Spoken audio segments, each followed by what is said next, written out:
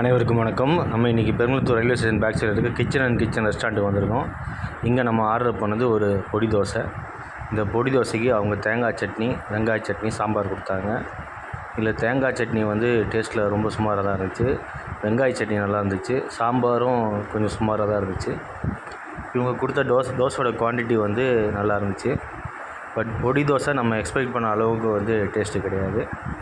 இங்கே பொடி தோசை மட்டும் இல்லாமல் coin parotta, fried rice items எல்லாமே இங்கே அவைலபிளாக இருக்கும்.